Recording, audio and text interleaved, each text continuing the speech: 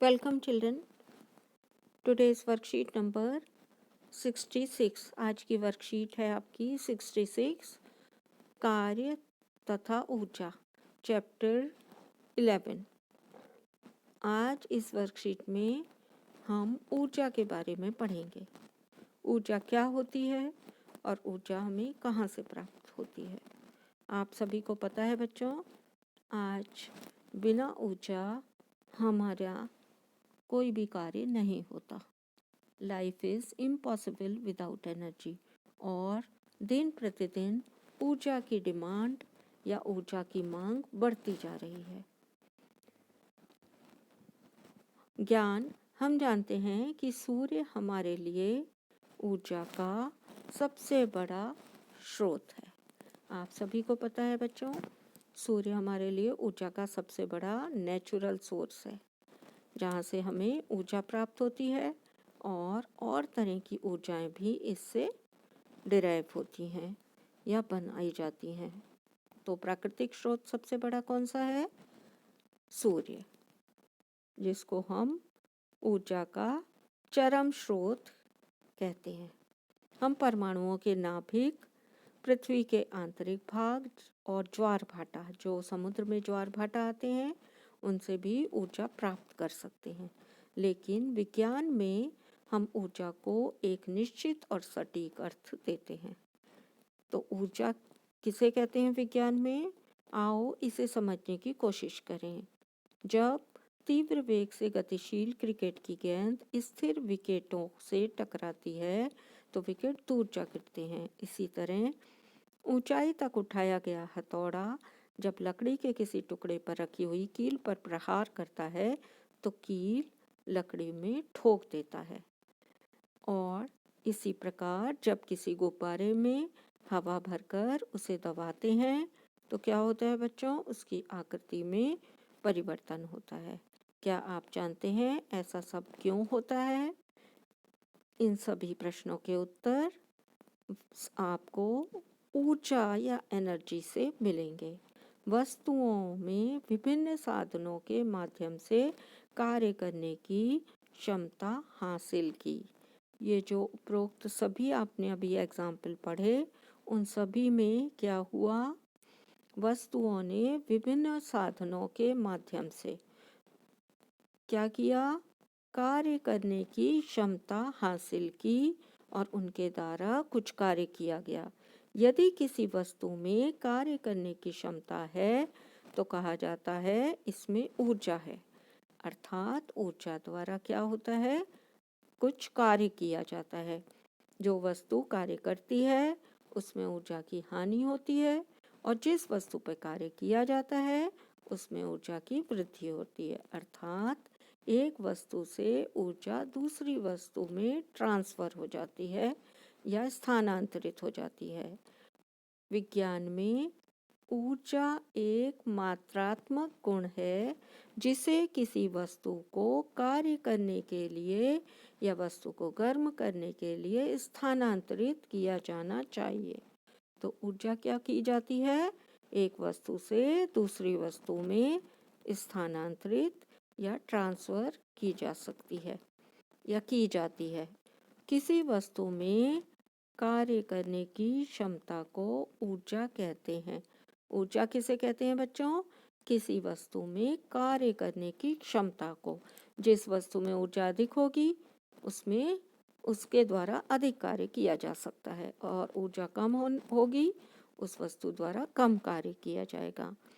इस प्रकार वस्तु में निहित ऊर्जा को कार्य करने की क्षमता के रूप में मापा जाता है। तो किसी वस्तु में कितनी ऊर्जा है ये हम कैसे पता लगाएंगे? ये हम पता लगाते हैं कि उस वस्तु द्वारा कितना कार्य करने की उस वस्तु में क्षमता है। इसलिए ऊर्जा का मात्रक वही होता है जो कार्य का होता है। तो ऊर्जा का मात्रक कौन सा होता है? क्योंकि कार्य करने की क्षमता है तो कार्य के मात्रक को ही हम ऊर्जा का मात्रक मानते हैं। तो कार्य का मात्रक क्या होता है बच्चों? जूल। इसलिए ऊर्जा का मात्रक भी क्या होगा? जूल, जिसे हम न्यूटन मीटर भी कहते हैं या किलोग्राम मीटर स्क्वायर प्रति सेकंड स्क्वायर भी कहते हैं। ये जो किलोग्राम मीटर स्क्वायर और मतलब सेकेंड -2 लिखा हुआ है बच्चों। इसका मतलब होता है अगर हम प्रति में इसको व्यक्त करेंगे तो ये जो माइनस का साइन है आपको नहीं लगाना पड़ेगा। इसे हम किलोग्राम मीटर स्क्वायर, अगर ये प्रति, ये वाला साइन क्या कहलाता है, प्रति, और फिर हम सेकेंड स्क्वायर कर देंगे। अगर हम ये प्रति का साइन नहीं लगाएंगे तो हम -2 लिख देंगे। 1 जूल क्या होता है बच्चों? 1 जूल कार्य करने के लिए आवश्यक ऊर्जा की मात्रा 1 जूल होती है। तो 1 जूल कार्य करने के लिए जितनी ऊर्जा की आवश्यकता होती है उसे हम क्या कहते हैं, ऊर्जा को? 1 जूल। कभी कभी ऊर्जा के बड़े मात्रक किलो जूल का उपयोग किया जाता है। किलो जूल क्या है? ऊर्जा को नापने का बड़ा मात्रक। तो 1 किलो जूल बराबर कितने जूल होते हैं? 1000 जूल। 1 किलो जूल बराबर 1000 जूल। अब हम ऊर्जा के रूप पढ़ेंगे। ऊर्जा विभिन्न रूपों में पाई जाती है, उपस्थित होती है और अनेक रूपों में विद्यमान है, जैसे कि सौर ऊर्जा। सौर ऊर्जा क्या होती है? सूर्य से प्राप्त होने वाली ऊर्जा को सौर ऊर्जा कहते हैं।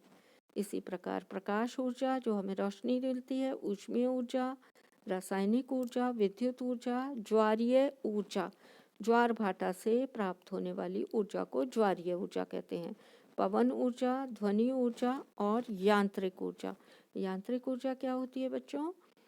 किसी वस्तु की स्थितिज और गतिज ऊर्जा के योग को उस वस्तु की यांत्रिक ऊर्जा कहते हैं।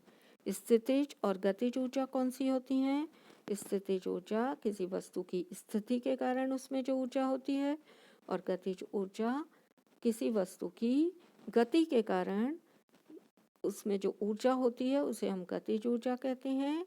स्थितिज ऊर्जा और गतिज ऊर्जा के योग को हम क्या कहते हैं? यांत्रिक ऊर्जा कहते हैं।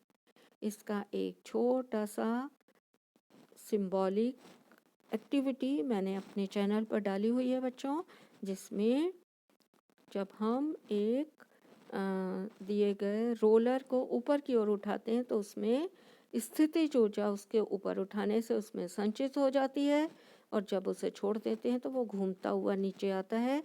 मतलब स्थितिज ऊर्जा गतिज ऊर्जा में परिवर्तित हो रही होती है। आप मेरे चैनल पर इस एग्जाम्पल को, इस एक्टिविटी को एंजॉय कर सकते हैं। अब स्वयं को जांचिए, ऊर्जा को परिभाषित कीजिए। ऊर्जा क्या होती है बच्चों? कार्य करने की क्षमता को हम क्या कहते हैं? ऊर्जा। किसी वस्तु में कार्य करने की क्षमता को ऊर्जा कहते हैं। इसका एसआई मात्रक क्या है? इसका एसआई मात्रक होता है जूल। तो आपको एसआई मात्रक लिखना है और ऊर्जा को परिभाषित करना है। ऊर्जा के विभिन्न रूप क्या हैं? यहाँ पर आपको विभिन्न रूप लिखे हुए हैं, आप इनके नाम लिख सकते हैं। ये आपका क्या हो जाएगा? क्वेश्चन नंबर 2 का answer. Question number 3, 14.5 kilo joule ऊर्जा को जूल में निरूपित करिए। क्या करना है आपको? 14.5 किलो जूल को जूल में परिवर्तित करना है। तो 14.5 एक जूल में कितने होते हैं? एक किलो जूल में 1000 जूल होते हैं। तो 14.5 किलो जूल में कितने जूल होंगे? तो सिंपली आपको क्या करना है? 1000 से मल्टीप्लाई करना है। जब आपके पास डेसिमल का मल्टीप्लिकेशन हो तो बच्चों इसको आसानी से करने के लिए हम क्या करेंगे? हम दोनों नंबर को पहले बिना डेसिमल के रखेंगे। 1000 जूल होते हैं 1 किलो जूल बराबर।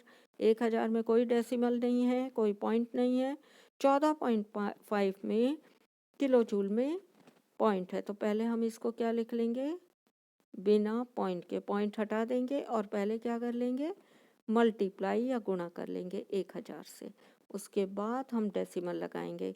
जब हम 1000 से इसको गुणा करेंगे तो बच्चों कितना आएगा?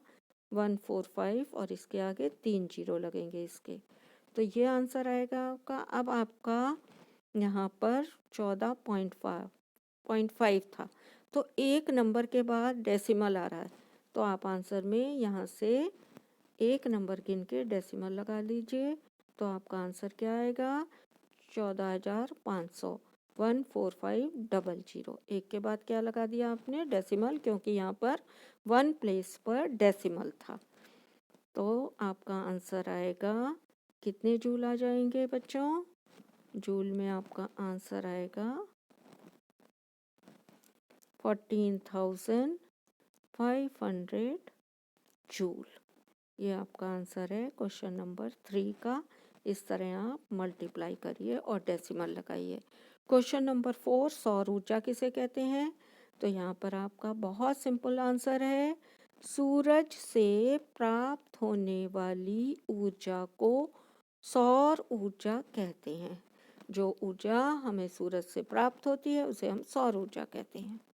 क्वेश्चन नंबर 5, पवन ऊर्जा का कोई एक अनुप्रयोग लिखिए। तो पवन ऊर्जा कहाँ उपयोग में लाई जाती है बच्चों? पवन चक्की में। तो इसका अनुप्रयोग क्या होगा? पवन चक्की, ये इसका अनुप्रयोग है, या पवन चक्की में पवन ऊर्जा का प्रयोग किया जाता है। Thanks for watching.